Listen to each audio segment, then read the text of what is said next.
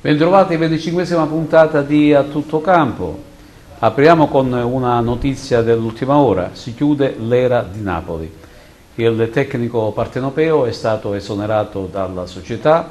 La squadra martedì pomeriggio verrà allenata dal tecnico in seconda Leo Criaco, in attesa che poi si possa scegliere un sostituto che possa traghettare la squadra sino alla fine di questo campionato.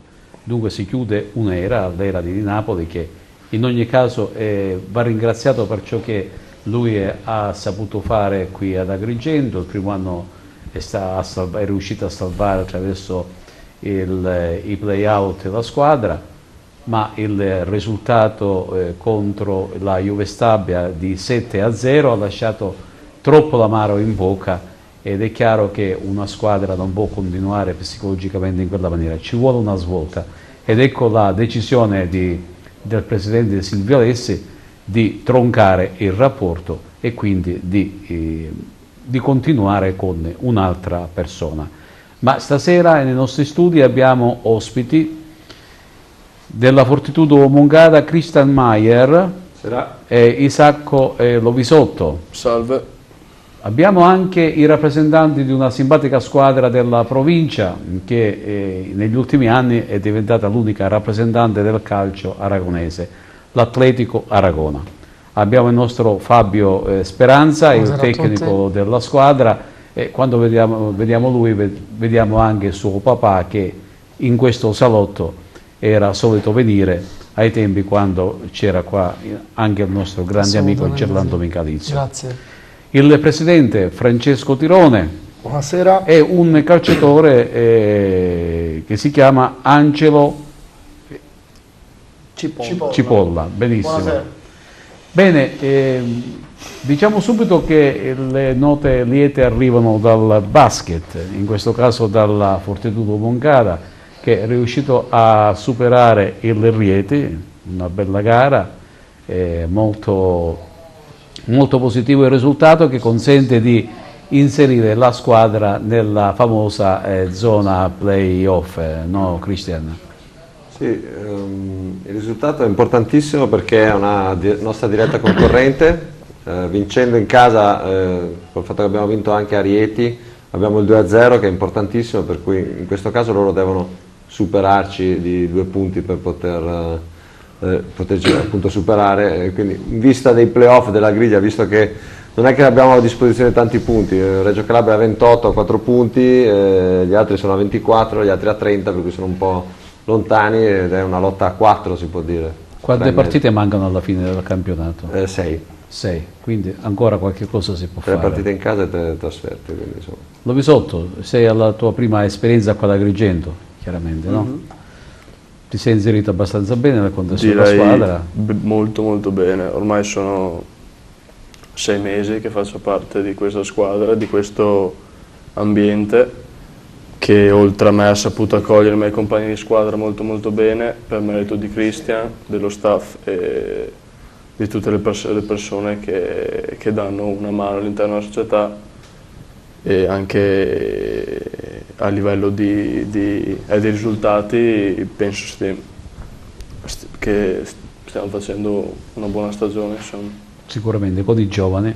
Sì, una squadra molto giovane e per questo un'ottima stagione, ancora di più. Fabio, ieri avete giocato e avete vinto in maniera molto convinta. Abbiamo vinto 5-0, è stata una partita, diciamo, dal punto di vista del risultato senza storia. Contro chi avete giocato? Abbiamo giocato contro la Termitana. I ragazzi venivano da un paio di partite con delle ottime prestazioni, però non avevamo avuto lo stesso risultato, e quindi c'era tanta voglia di riscattarci, soprattutto in casa tra le mura amiche, e questo risultato ci ha portato anche al raggiungimento del 5° posto, quindi attualmente siamo nella zona playoff. Nella zona playoff e siamo in Liz. Un grande risultato che a inizio stagione non speravamo completamente. Il nostro obiettivo era principalmente salvare la categoria, essendo una società nuova alla prima esperienza in questo torneo. Devo fare complimenti a tutti i ragazzi, sono stati encomiabili sotto tutti i punti di vista, veramente. Francesco Tirone, da quanto tempo sei presidente di questo Atletico Aragona? Questo è il 6º anno. Il 6º anno, 6 anni consecutivi.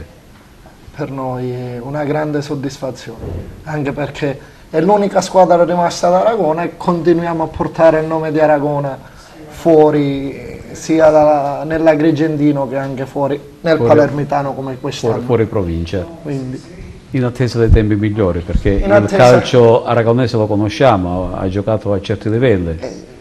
Stiamo ricostruendo piano piano, con calma, programmando, per cercare di non fare gli errori fatti in passato. Cipolla invece, il tuo ruolo qual è? Attaccante. Sei un attaccante, sei l'attuale bomber mi sembra dell'Aragona o no? No, attuale bomber no, però diciamo do una mano, anch'io. Tu sei di Aragona? Sì, sì. Quindi tu una squadra presente, fatta tutti dei giocatori locali? La nostra squadra è principalmente fatta da giocatori locali e qualche ragazzo dell'Agrigentino che si è unito a noi. Ormai è una grande famiglia, un grande gruppo. Bene, non so se c'è una telefonata in corso, se la possiamo mettere in diretta. E allora, in attesa che arrivi questa telefonata, continuiamo a parlare un po' di questa situazione bianca-azzurra che si è venuta a creare. A dire il vero le cose non andavano più molto bene, i giocatori, quelli visti proprio contro la Juve Stabia, hanno evidenziato tanta inesperienza, mentalmente erano scarichi, più gol si subivano e più ne subivano. Mentalmente che cosa può succedere? Chiaramente questo può succedere sia nel calcio che nel basket, cioè quando mentalmente una squadra non c'è subisce passivamente senza avere la forza di reazione. Cristian? Sì, no, succedono queste partite ogni anno, solitamente noi ne abbiamo 3-4 che prendiamo delle imbarcate, siamo un po', dipende molto magari dalla condizione fisica, mentale che c'è in quel momento. Ci sono, bisogna essere bravi a far fronte a quei momenti difficili, però mi ricordo l'ultima volta che sono venuto qui ho detto che come fa una società che ha tutte queste sconfitte, un allenatore come fa, poverino, a trovare sempre degli stimoli, delle motivazioni ai giocatori? È difficile, quindi credo che l'Agrias abbia fatto un passo obbligato esonerando il mister. Probabilmente non volevano neanche farlo, ma credo che sia stato un passo obbligato, insomma. Anche per dare una certa scossa, sì, cercare di dare un po' una scossa all'ambiente, insomma, alla squadra. Questo dispiace, però credo che l'intento della società sia stato quello, insomma, di dare la scossa. Chiaramente. Fabio, un'esperienza del genere l'hai mai vissuta tu nella tua Assolutamente carriera? sì, chi vive di sport, a chi non capita una cosa del genere. Purtroppo condivido pienamente il pensiero che diceva poco fa Christian. Trovarsi a gestire una situazione che in perenne negatività non è semplice, da fare un plauso al mister di Napoli, augurandogli il meglio. Adesso dobbiamo soltanto sperare, augurarci che chi arriva al posto suo possa portare la barca in porto e salvare questa categoria che è molto importante per la provincia di Agrigento. Bene, telefonata? Pronto? Pronto? Pronto? Sì, Gerlando. Ciao Carmelo, Buonasera a te. E allora, hai visto c'è questo fischio? Non va bene, richiamo. Allora lo richiamiamo? Bene, intanto noi continuiamo con il nostro discorso. Quindi sono delle situazioni anche imbarazzanti, non solo per lo stesso tecnico ma anche per la società. Ma per la società in primis, perché comunque rappresenta una città come Agrigento, è una città che calcisticamente ha la sua storia. Prendere 7 gol in una partita non è piacevole, veramente mette il morale sotto i tacchi a tutti. Diciamo che è stata la classica goccia che ha fatto traboccare il vaso, sì. Anche perché non è che la situazione era migliore prima. Alla fine 7-0 o 1-0 arriva sempre una sconfitta, che sia chiaro, certo. La 20ª sconfitta. La 20ª E sconfitta quindi è sono pesante. pesanti. Probabilmente, come diceva poco fa Christian, doveva essere un discorso fatto prima e quindi possibilmente dare una svolta anche prima. Vediamo se siamo adesso un po' più fortunati. Pronto? Carmelo, io ti sento benissimo. Benissimo, Gerlando, ciao. Ciao a te e anche agli ospiti di questa sera. Benissimo. Senti Gerlando, la notizia oramai è andata. L'Elo di Napoli non è più il tecnico dell'Akragas. Poco fa ho detto che il 7-0 non è altro che la classica goccia che ha fatto traboccare il vaso. Vabbè, assolutamente, perché purtroppo per quanto uno possa veramente cercare di mantenere una certa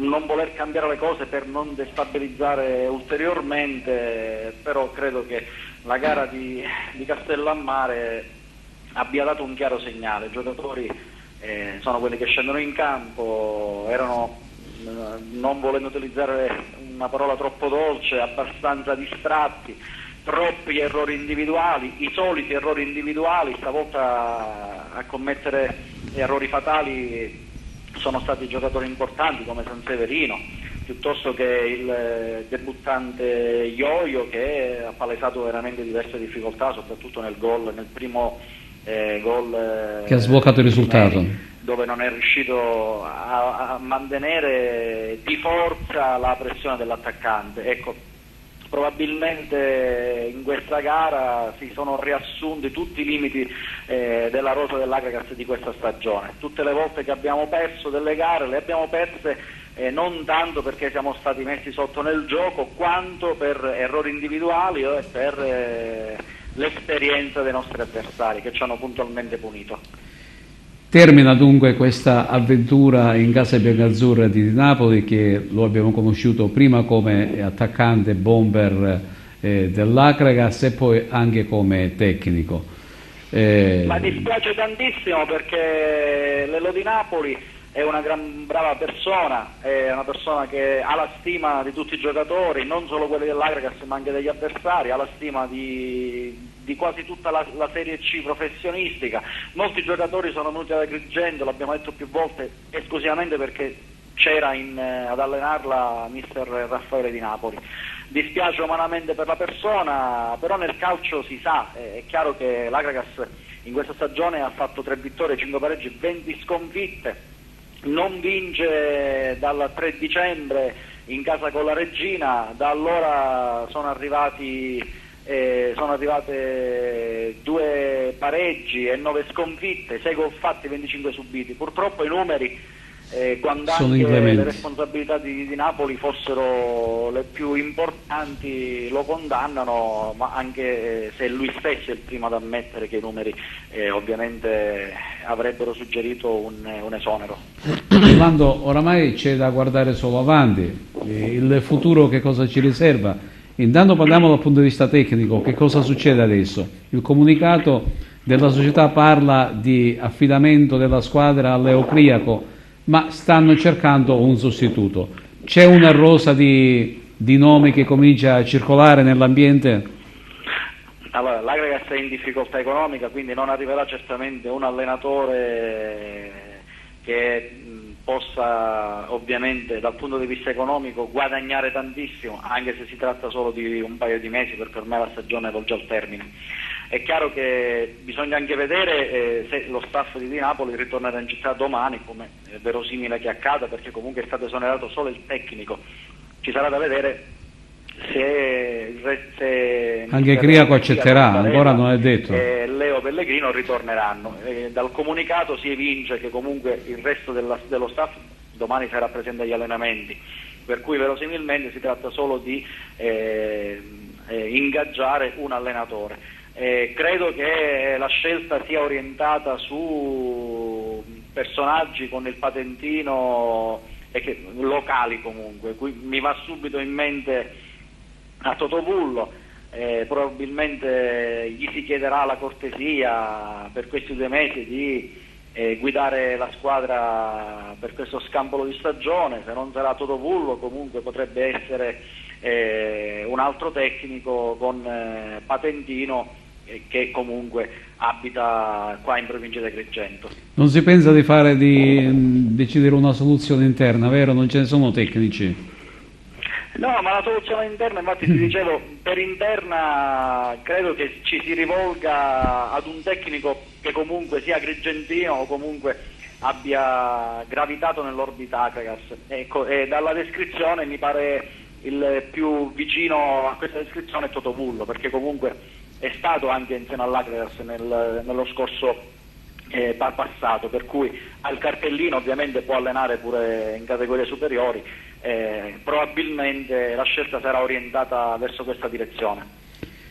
Ancora nulla di scritto, nulla di ufficiale, sono semplicemente dei sospetti che potrebbe essere Toto Vullo il prossimo tecnico dell'Akragas per guidarlo fino alla fine del campionato. Potrebbe essere. Ora Però invece ancora rivolgiamo la nostra attenzione invece al futuro societario. Martedì c'è un appuntamento con qualcuno che verrebbe dall'Iran, no Gerlando? Sì, ormai è inutile guardare più a questa stagione, è chiaro che l'interesse della società, degli sportivi, dei tifosi è orientata alla prossima stagione, è orientata alla gestione dell'Akragas. La gestione, per quanto si è visto nell'ultimo anno e mezzo, purtroppo per l'Akragas non è passata dalle famose cordate, sia le romane, sia svizzere, sia gli altri personaggi che si sono avvicendati, sia gruppi di procuratori che quant'altro. Non hanno purtroppo per l'Akragas dimostrato di avere la forza economica, quindi tutti volevano operare o con il presidente Giavarini o con altri investitori che non si sono fatti vedere. Quindi rimane in piedi solo quella con gli iraniani, per quanto fantasiosa possa sembrare ai tifosi dell'Akragas, ad alcuni tifosi dell'Akragas che spesso sbeffeggiano questa ipotesi, però è l'unica in piedi. Domani sera arriverà in città, quindi martedì sera, in tarda serata, arriverà l'amministratore delegato di questa società di Serie A, il dottor Karimui, che poi nella giornata di mercoledì e giovedì sarà ospite dell'Akragas, sarà ospite della società biancazzurra. Ovviamente ci saranno degli incontri con il presidente Alessi. La società questa iraniana è una dei due aspetti che l'avvocato Caponnetto ha sviluppato sia in Iran che poi al ritorno qui ad Agrigento, perché con questa società iraniana, questa società di calcio di Serie A, è stato e si svilupperà, è stato chiuso un accordo, e nella speranza di sviluppare quanto di meglio possa esserci per il futuro dell'Akragas. Gerlando, di quale società stiamo parlando iraniana? Si può sapere? Come? Si può sapere qual è questa società iraniana di cui lui è amministratore delegato? Sì, sicuramente lo sapremo. Domani mattina agrigentosport.com uscirà con un articolo di presentazione, questo lo possiamo anticipare, Carmelo, dal momento che scriviamo per Agrigento Sport entrambi, e domani mattina usciremo con un articolo di presentazione di questa squadra iraniana e del suo amministratore delegato. Ovviamente, dicevo, è l'ultima speranza a cui è legata l'Akragas, perché dal momento che dal punto di vista economico sappiamo che ci sono diversi imprenditori che si sono avvicinati alla holding che si è venuta già da Agrigento con il suo consulente legale, con il direttore del marketing. Attraverso questa holding passa l'operazione economica, però attraverso l'arrivo di questo amministratore delegato passa, secondo me e secondo noi, tutto l'aspetto e il closing, come si usa, ecco, la chiusura della vicenda, del contratto, della trattativa. Perché si ritiene che, essendo questo un personaggio molto influente, molto importante sia del calcio che della società iraniana, possa dare lo slancio definitivo all'operazione. Questo è l'auspicio di tutti. Nel caso non dovesse accadere questo, è chiaro che la porta non si chiude, perché comunque rimane in piedi tutta l'operazione, però reputo che i tempi si allungherebbero ulteriormente e poi la cosa insomma rischia di scemare, anche perché ricordo l'Akragas dopo l'ultimo incontro della Covisoc e dell'altra azienda di cui adesso mi sfugge il nome, è chiaro che hanno valutato che i conti non sono perfettamente a posto e c'è anche il rischio del fallimento in un certo senso, per cui bisogna darsi una mossa, ricapitalizzare, acquistare, ricapitalizzare e rimettere i conti a posto. Va bene Gerlando, io ti ringrazio, buona serata, a domani. Grazie, a domani, arrivederci. Quindi la situazione è rimane sempre drammatica pur cambiando l'allenatore. Cioè, la situazione dell'Akragas è quella che è, i debiti poi si accumulano durante gli anni e poi tutti i nodi vengono al pettine. E questo è diciamo, è il comune denominatore di tutte quelle società che non riescono a programmare in una certa maniera. Allora, dice, che me ne frega? No, mi dispiace perché certo che dispiace. Era una risorsa importante per la città, cioè, voglio dire, ricordo l'anno che abbiamo fatto le 2 promozioni, quindi c'era grande entusiasmo e tutto, questo dispiace. Come ti trovi qua ad Agrigento, Isacco? Bene, molto bene. Con tanto entusiasmo? Entusiasmo sì, anche se non sembra forse, però sì. Cioè. Ci sono 2000 km da dove tu risiedi, no? Sì, ma... Questo glielo ricorda l'Amorosa. Ah, sì, esatto. Si sentono fino a un certo punto, dai. Perché comunque ho trovato dei buonissimi compagni di squadra con cui ho legato e quindi mi sento a casa in un certo senso, anche se sono abbastanza distante. Il mare è un'altra cosa, ma la montagna ha il suo fascino. Il mare però è bello. È bello. Allora Fabio, parliamo un attimino di questo Atletico Aragona. Mi sembra che diciamo, lo stadio è sempre lo stesso. Sembra il Totolusso. Avrete problemi quando andrete in Lega Pro, no? Al presidente. Saranno problemi che Lo spero. speriamo di avere. Ma c'è qualche movimento? Di no.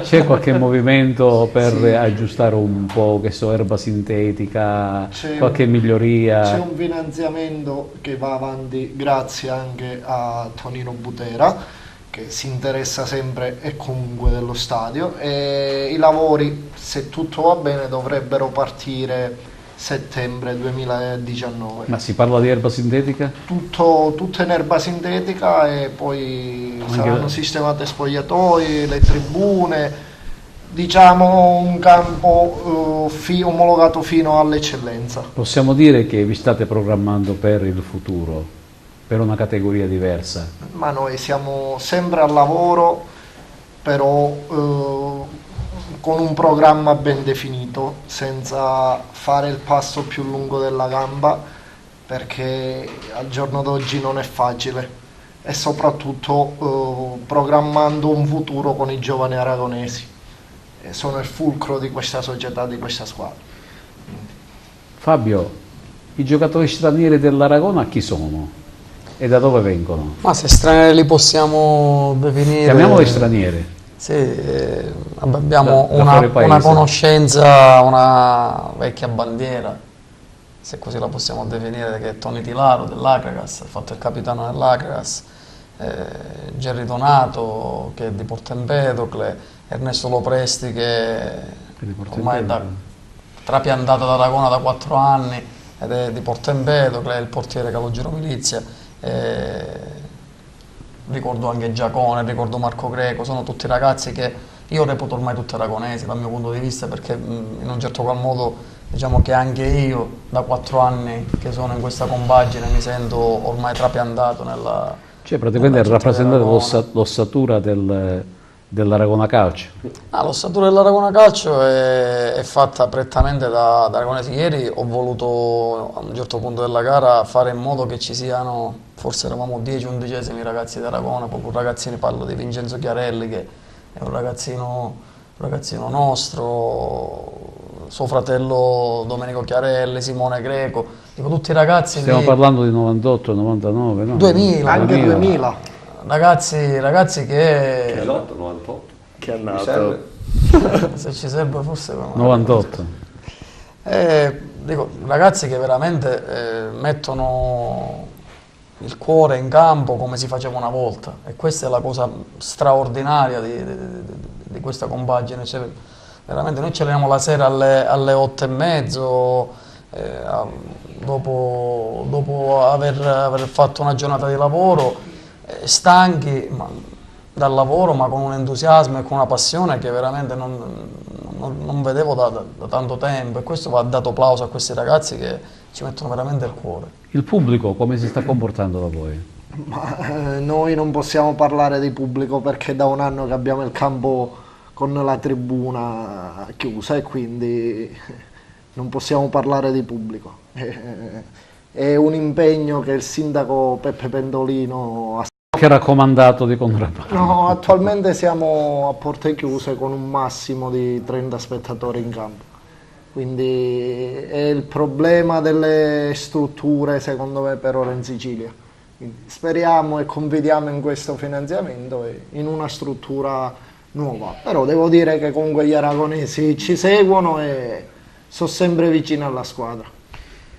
In questi giorni c'è stato un grande giornalista, Bruno Pizzol, che ha compiuto 80 anni. Mi sembra che sia delle vostre zone, no? Friulano. È friulano, è friulano. Non so se è di Udine queste zone qua. Ma penso che sia proprio di Udine. Al telefono noi abbiamo Francesco Pira. Francesco!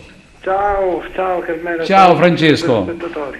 mi fa piacere sentirti, qualche volta ti vorrei, anzi desidero invitarti prossimamente qua nel nostro salotto.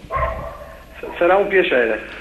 Allora Francesco, il nostro Bruno Pizzol ha compiuto 80 anni, quindi è un diversamente giovane, come lo siamo noi.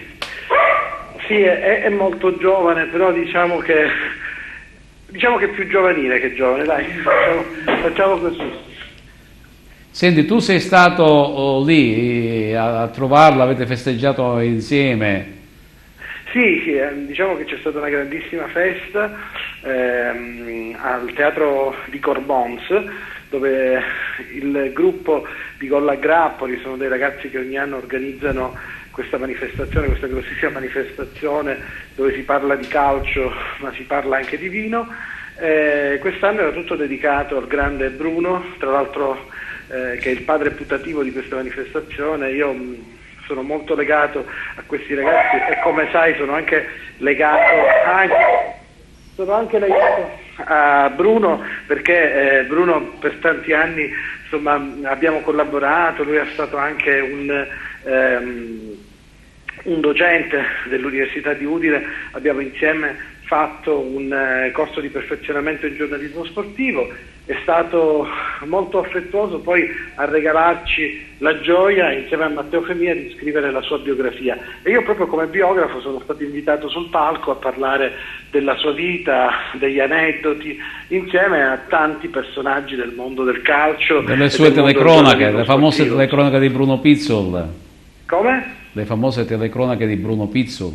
Sì, sono famosissime, ma poi tra l'altro devo dirti, la cosa che mi ha colpito è stato l'affetto con cui tantissimi grandi del calcio lo sono venuti ad ossequiare, a festeggiare. Dai telecronisti della RAI c'era Marco Civoli, c'era Stefano Bizzotto, c'era Paolo Condò di Sky, c'era il barone Franco Causio, c'era l'allenatore dell'Udinese Oddo, Giacomini, Ferrari, insomma, guarda, dei nomi incredibili del calcio, tutti là per festeggiare questo uomo che sicuramente rappresenta un'icona, è un esempio per tutti noi, è una persona che è rimasta persona, non è mai diventato personaggio, ha sfruttato la sua popolarità per fare beneficenza, è stato un marito eccezionale, anche se lui si diverte a chiamare la moglie tigre, ha 3 figli che lo adorano, ha 11 nipoti ed è un meraviglioso nonno, insomma una persona normale però che ha una grandissima popolarità. Devo dire, io sono veramente onorato della sua amicizia, per me era una voce che ascoltavo alla televisione, ho avuto questo grande onore di diventare suo amico, l'abbraccio che mi ha dato l'altra sera quando mi ha visto, mi ha detto: ma hanno fatto venire anche te dalla Sicilia?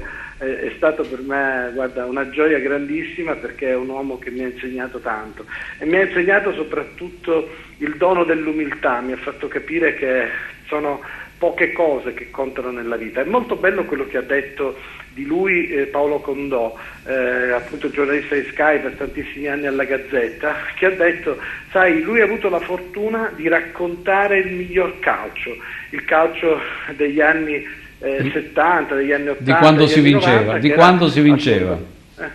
Ora non si vince più, perché purtroppo neanche in Russia andremo.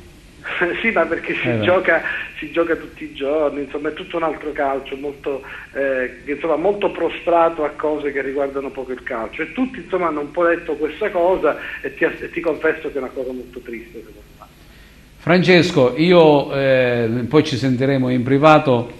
Desidero averti qui accanto a me e parleremo.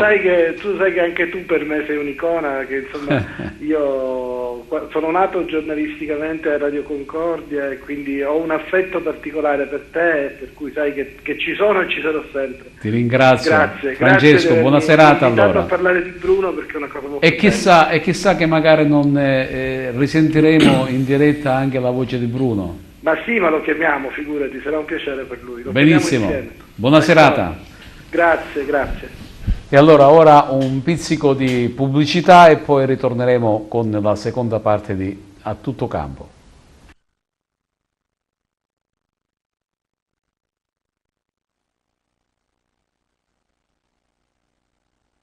Hai un immobile da vendere? Cerchi casa? Ti serve un ufficio, un locale commerciale o cerchi un terreno? Biro Affare è l'agenzia immobiliare che fa per te, attenta alle necessità di venditori ed acquirenti. Vieni a trovarci a Favara oppure vai sul nostro sito. Troverai assistenza, competenza e cortesia e l'affare immobiliare che cercavi.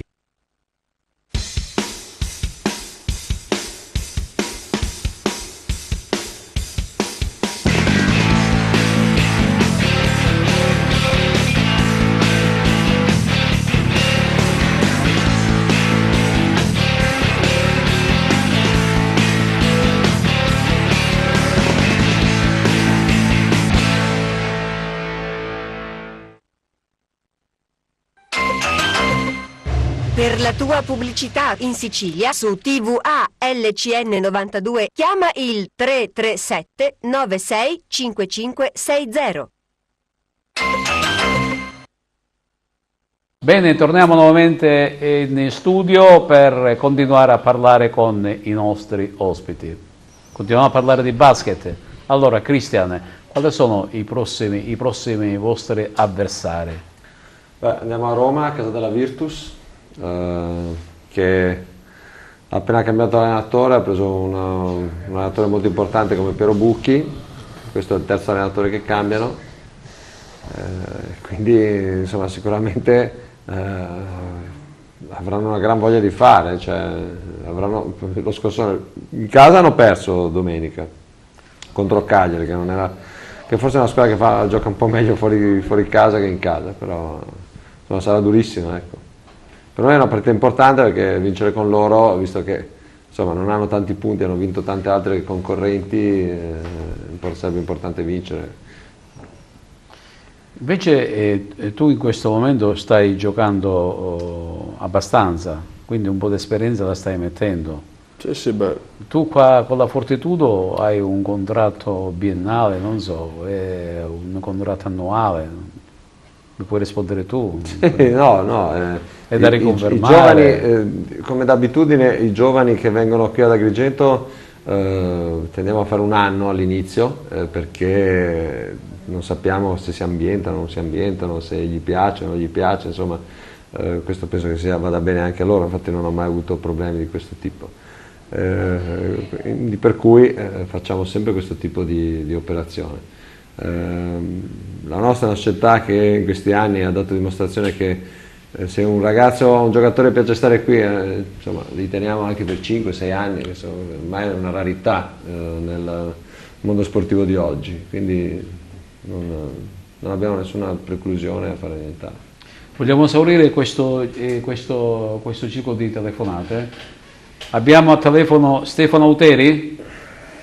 Sì, eccomi, buonasera. Ciao, A tutti. il catanista mi sembra, no? Catanista, assolutamente, sì, buonasera. Buonasera.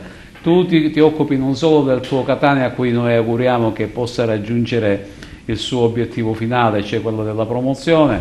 Mi sembra che Lecce cominci a dare qualche segno di cedimento, ma si era visto anche contro l'Akragas, perché ha sofferto parecchio anche contro l'Akragas e poi ha vinto per come tutti noi abbiamo seguito.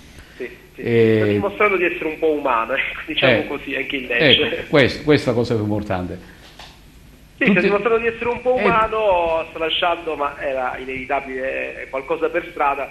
Il fatto è che il Catania è umano anche lui e quindi in questo momento sta vivendo una fase un po' di crisi, si è ripreso dopo le difficoltà della gara contro il Cosenza, la gara interna pareggiata in Monopoli, la sconfitta pesante esterna, però contro la Sicula Leonzio è stata una gara davvero molto ostica su un campo difficilissimo sia per la natura del manto erboso non perfetta, ma anche perché si ritornava all'Angelino Nobile e c'era grande entusiasmo e forse, anzi quasi certamente, il pareggio è stato il risultato più giusto.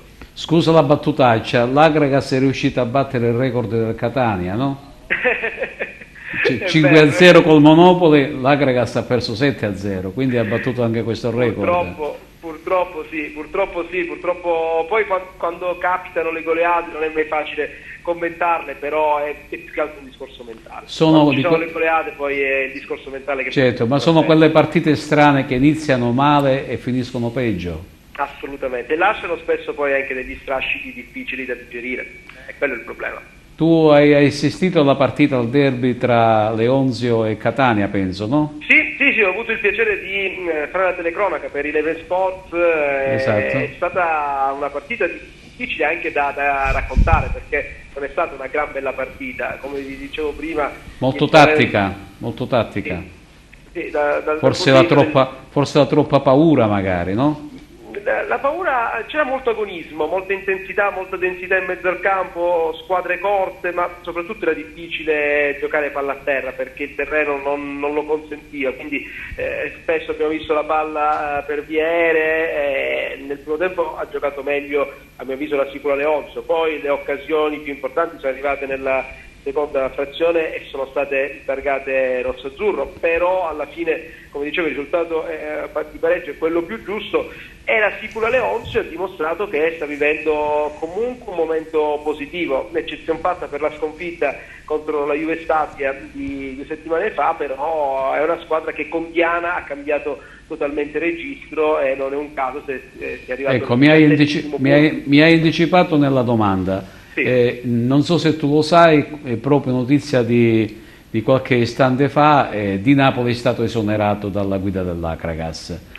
Ecco. Sì. Una scossa, un cambio allenatore, che scossa può dare in questo preciso momento del campionato?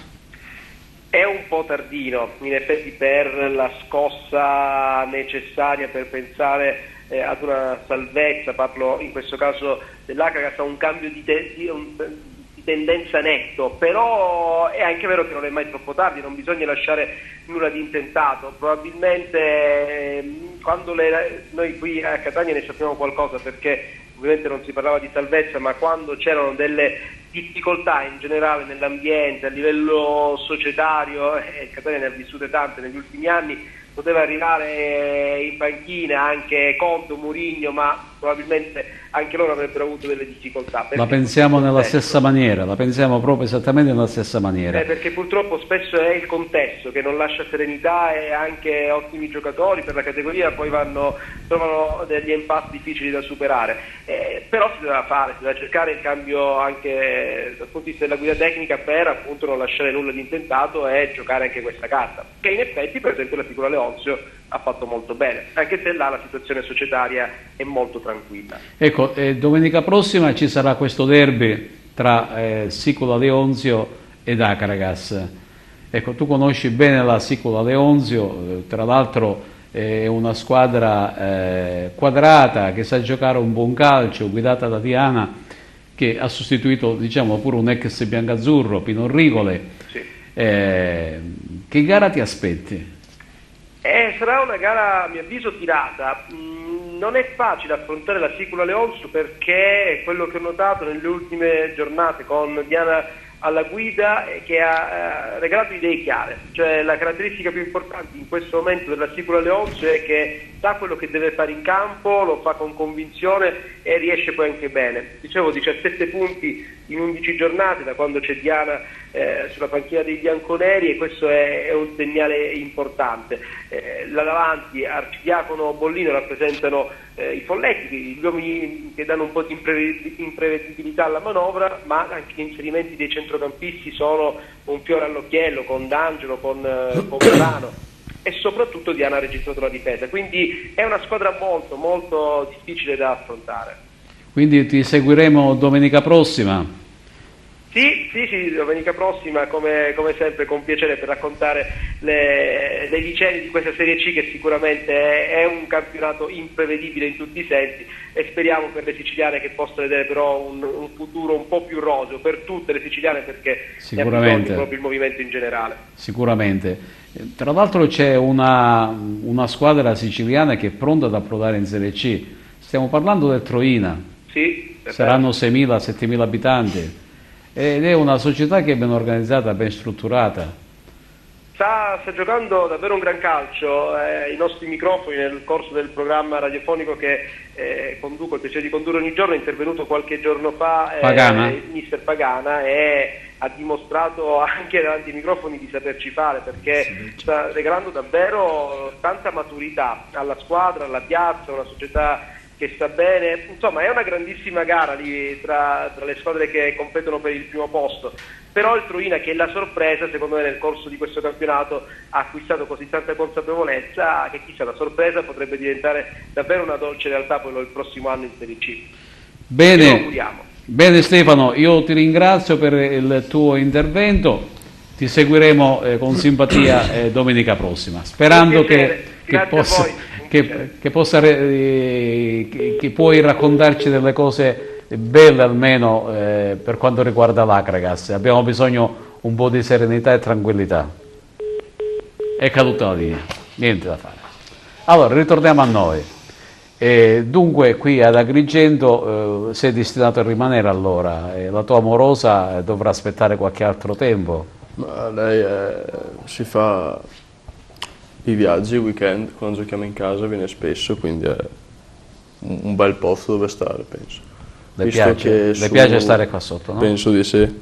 Il viaggio è abbastanza lungo, anche a livello economico è importante, però il clima rispetto a su penso sia abbastanza meglio. Vabbè, poi ci metterà una parolina buona anche Cristiane, no? La faremo vedere più spesso qua. Esatto. E quindi la mancanza si farà sentire sempre di meno.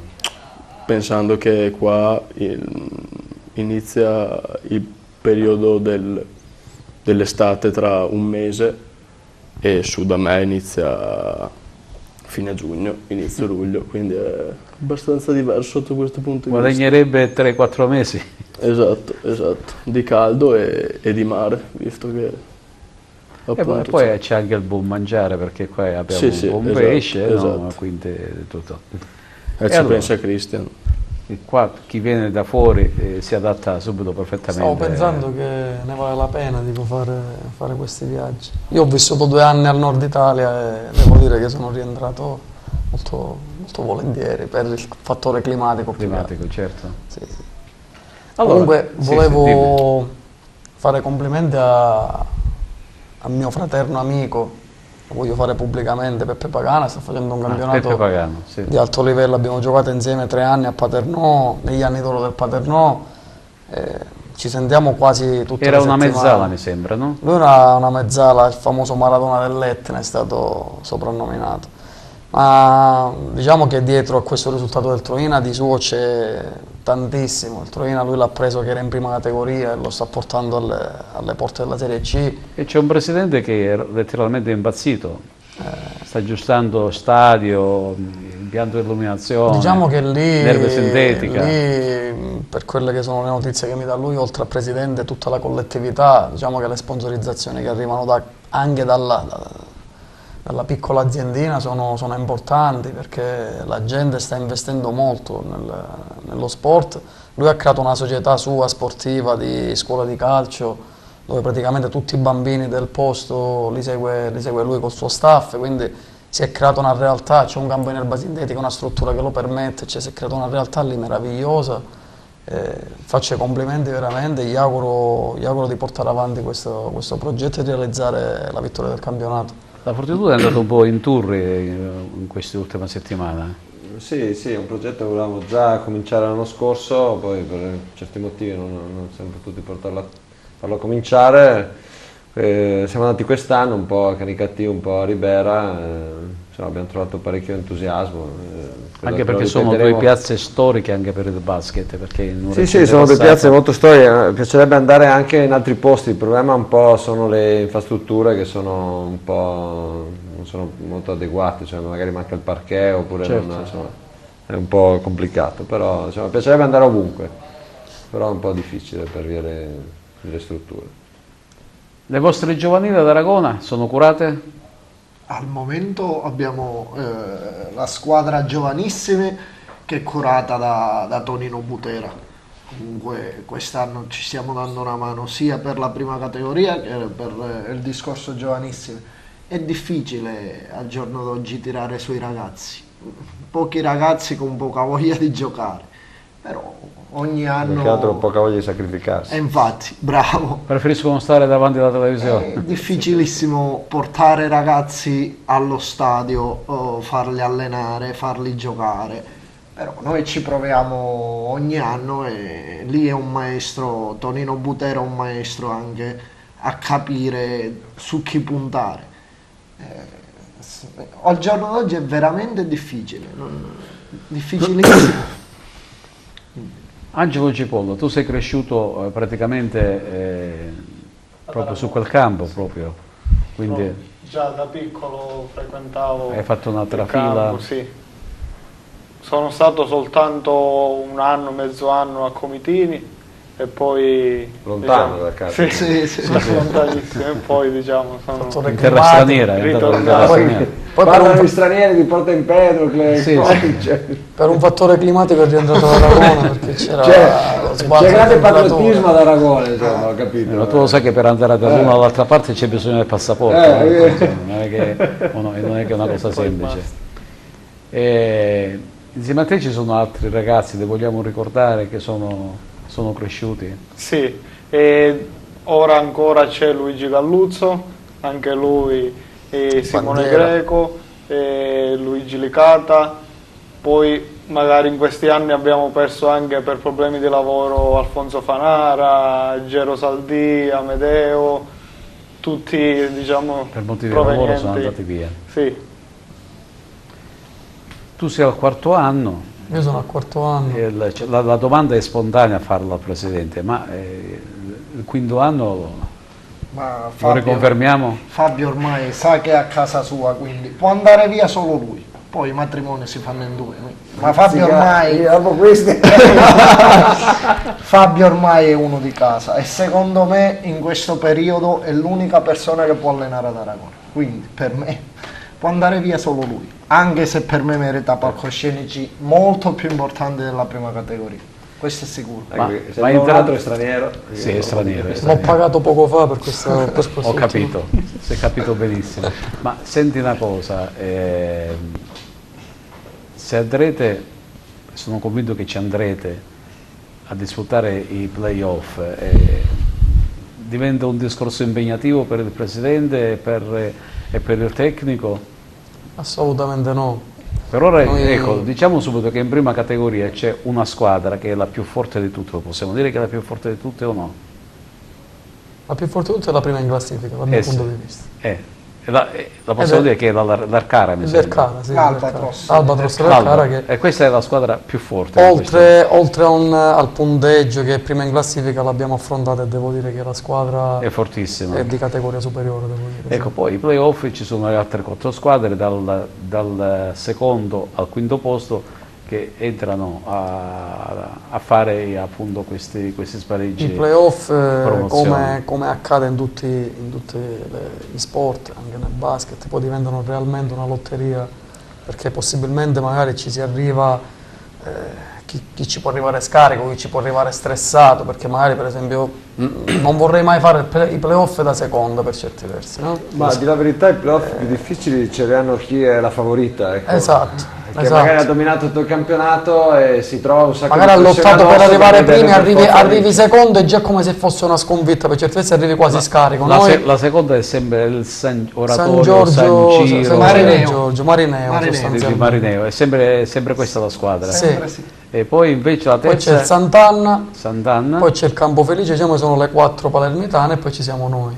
E poi c'è subito dopo l'Empedoclina e un po' più giù il Gemini. Diciamo che ancora mancano diverse partite alla fine. Mancano 6 partite. 6 partite. Con 18 punti in 18 punti in palio. Chi ne fa di più è Noi abbiamo un paio di scontri diretti le prossime 2 partite con Sant'Anna fuori e Oratorio San Giro dentro.